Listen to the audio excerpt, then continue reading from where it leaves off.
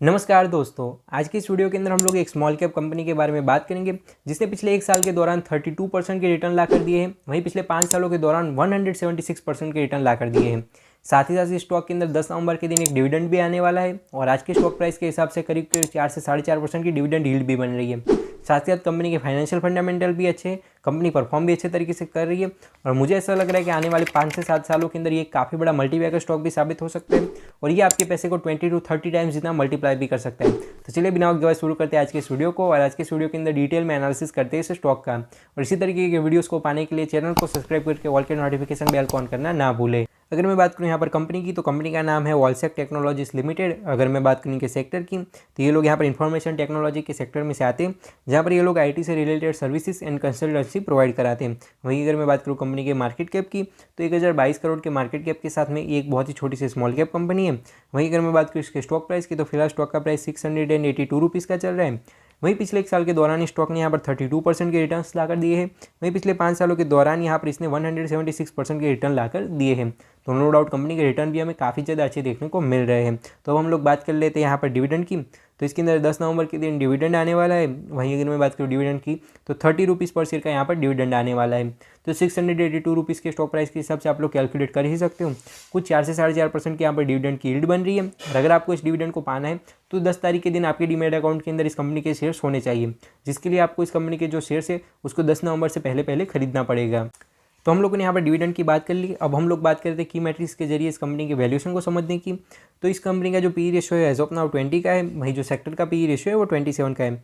तो सेक्टर के हिसाब से कंपनी अंडर वैल्यूड है और कंपनी की जो वैल्यूएशन है वो भी हमें काफ़ी ज़्यादा फेयर देखने को मिल रही है। वहीं अगर मैं बात करूँ पीबी रेशियो की तो 4.47 का कंपनी का पीबी रेशियो है। वहीं जो सेक्टर का पीबी रेशियो है वो 7.13 का है। तो मतलब कि कंपनी इस तरीके से भी अंडर वैल्यूड है।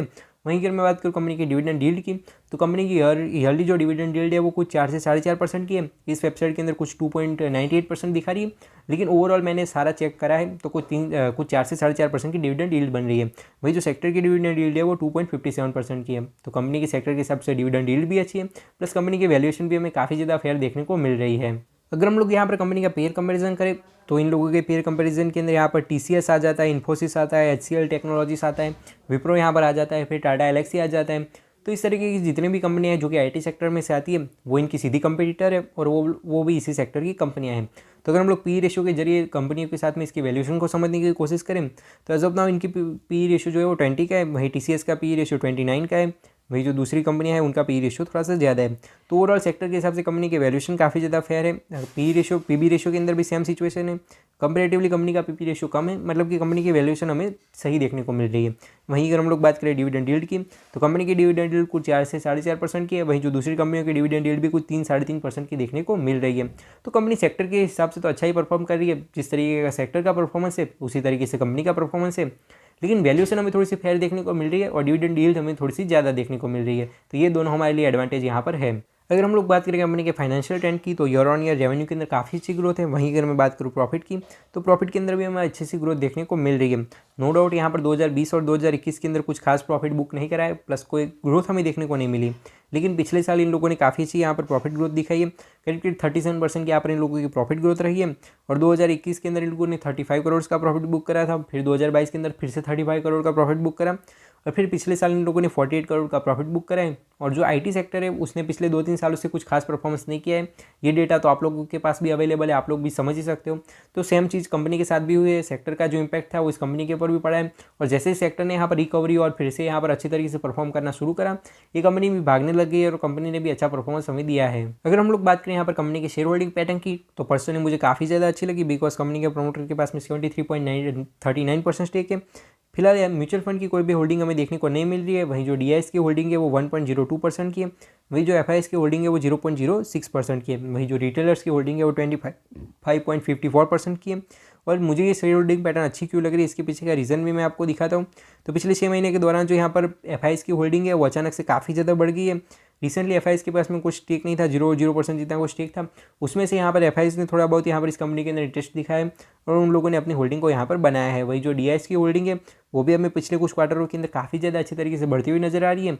तो ये जो यहाँ पर एफआईएस और डीआईएस का जो इस कंपनी को लेकर इंटरेस्ट है वो हमारे लिए यहाँ पर एक पॉजिटिव साइन बन जाता है। तो दोस्तों मैं आ चुका हूँ स्क्रीनर के ऊपर कंपनी की थोड़ी बहुत और डिटेल के अंदर एनालिसिस करने के लिए और आपके जो बचे हुए डाउट्स है उसे क्लियर करने के लिए।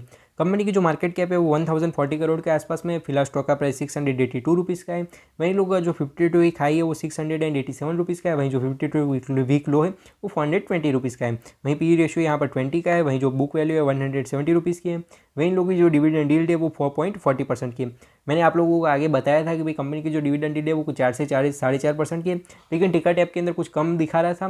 तो दोस्तों वेबसाइट टू वेबसाइट थोड़ा बहुत वेरी करता है, कुछ आंकड़ों के अंदर थोड़ा बहुत ऊपर नीचे होता है। वहीं अगर मैं बात करूँ इन लोगों के रिटर्न ऑन कैपिटल एम्प्लॉयड की, तो 24.9% का इन लोगों का रिटर्न ऑन कैपिटल एम्प्लॉयड है। तो ये लोग जो पैसा अपने धंधे के ऊपर लगा रहे हैं उसके अंदर भी अच्छे रिटर्न्स ला कर दे रहे हैं। वहीं लोगों का जो रिटर्न ऑन इक्विटी है वो भी 21% का है, तो वो भी हमें अच्छा सा देखने को मिल रहा है। वहीं अगर मैं बात करूँ इन लोगों के इंटरेस्ट कवरेज रेशियो की, तो 20 का कंपनी का इंटरेस्ट कवरेज रेशियो है। मतलब कि इन लोगों ने जितने भी डेट या बोरोइंग वगैरह ले रखे हैं तो उसके इंटरेस्ट को पे करने की भी कंपनी के अंदर काफ़ी ज़्यादा कैपेसिटी या तो फिर कैपेबिलिटी यहाँ पर है, तो वो भी एक पॉजिटिव साइन हो जाता है। वहीं इन लोगों का जो करंट रेशियो है वो यहाँ पर 3.57% का है। मतलब कि कंपनी के पास में जो इन लोगों के यहाँ पर बोरेंगे और वो सारी चीज़ों के कंपेरेटिवली कंपनी के पास में एसेट्स ज़्यादा है। जो डेट जो करंट रेशियो होता है वो current asset upon current liabilities को निकाला जाता है, तो लाइबिलिटीज़ के कंपैरिजन के अंदर कंपनी के पास में एसेट्स ज़्यादा है, तो एक अच्छी चीज़ हमें देखने को मिल रही है। कंपनी की जो इक्विटी कैपिटल है वो 15 करोड़ की है, वहीं जो कंपनी के रिजर्व्स है वो 244 करोड़ के हैं। वहीं कंपनी के ऊपर 52 करोड़ का डेट है। वहीं अगर मैं बात करूँ अर्निंग पर शेयर की, तो 33 रुपीज़ की इन लोगों की अर्निंग पर शेयर है। दोस्तों अगर आप लोगों ने नोटिस किया हो तो भाई कंपनी की डिविडेंड यील्ड ज़्यादा है, कंपनी ईयर ऑन ईयर अच्छा डिविडेंड भी दे रही है, कंपनी की प्रॉफिट ग्रोथ भी अच्छी है, और यहाँ पर कंपनी के ऊपर थोड़ा बहुत डेट भी है। लेकिन कंपनी के जो मैनेजर है, वो जो कंपनी के प्रमोटर है, जो लोग इस कंपनी को ऑपरेट कर रहे हैं, वो लोग इस कंपनी को काफ़ी ज़्यादा अच्छे तरीके से रन कर रहे हैं। बिकॉज कंपनी की जो प्रॉफिट की ग्रोथ है उसके हिसाब से इन लोगों ने यहाँ पर अपने डेट को भी मैनेज करके रखा है। उनका इंटरेस्ट कवरेज रेशियो भी अच्छा है, मतलब कि डेट को भी ये लोग अच्छे तरीके से पे कर पा रहे हैं, प्लस कंपनी परफॉर्म भी अच्छे तरीके से कर रही है। वहीं अगर मैं बात करूँ इन लोगों के नेट प्रॉफिट मार्जिन की, तो 12% का इन लोगों का नेट प्रॉफिट मार्जिन है, और जो इन लोगों का डेट टू इक्विटी रेशियो है वो 0.20% का है, तो ये भी अच्छी चीज़ हमें देखने को मिल रही है। तो हम लोगों ने यहाँ पर डिटेल में एनालिसिस करा ऑलसेक टेक्नोलॉजीज लिमिटेड के शेयर का। अगर मैं बात करूँ मेरे पर्सनल ओपिनियन की, पर्सनली मुझे कंपनी काफ़ी ज़्यादा अच्छी लगी। कंपनी के फाइनेंशियल फंडामेंटल भी अच्छे, कंपनी परफॉर्म भी अच्छे तरीके से कर रही है, और नो डाउट आने वाले सालों के अंदर ये एक मल्टीबैगर स्टॉक भी साबित हो सकता है और आपको अच्छे खासे रिटर्न्स भी देखने को मिल सकते हैं। लेकिन आपको जो है यहाँ पर वैल्यू इन्वेस्टिंग के पर्सपेक्टिव से अगर मैं बताऊँ, तो आप अगर बाय एंड फॉरगॉट वाले कॉन्सेप्ट के साथ में चलोगे तो ही आपको अच्छे रिटर्न्स देखने को मिल सकते हैं। बिकॉज IT सेक्टर का कैसा है कि भी कुछ सालों के अंदर अच्छा परफॉर्म कर जाता है, तो कुछ साल जो है वो IT सेक्टर ठंडा सा चलता है। तो उसके चलते जो सेक्टर के अंदर आने वाली कंपनियां होती, जैसे कि हमारी यहाँ पर ऑलसेक टेक्नोलॉजीज है, तो कंपनियों के अंदर कोई कंसिस्टेंट ग्रोथ नहीं होती, कभी कभार सेक्टर के हिसाब से ही सारी चीज़ें चलती है। और मैं आपको एक बार फिर से समरी दे देता हूँ डिविडेंड से रिलेटेड। डिविडेंड जो है वो 10 नवंबर के दिन आने वाला है, मतलब कि 10 नवंबर के दिन शेयर्स आपके डीमेट अकाउंट के अंदर होने चाहिए अगर आपको डिविडेंड को लेना है। तो उसके लिए आपको 10 तारीख से पहले कंपनी के शेयर्स को खरीदना पड़ेगा, और एज ऑफ नाउ को 4 से 4.5% की डिविडेंड यील्ड बन रही है। तो ये चीज़ भी मैंने आपकी क्लियर कर दी। तो बस ये कुछ बातें थी जो मुझे इस वीडियो के अंदर रखनी थी। आई होप कि आपकी वीडियो अच्छा लगा होगा। अगर वीडियो अच्छा लगा तो प्लीज़ लाइक करें, कमेंट करें, शेयर करें, और अगर चैनल बने तो सब्सक्राइब कीजिए। मैं मिलता हूं आपको ऐसे वीडियो के साथ, तब तक के लिए बाय बाय, जय हिंद, वंदे मातरम।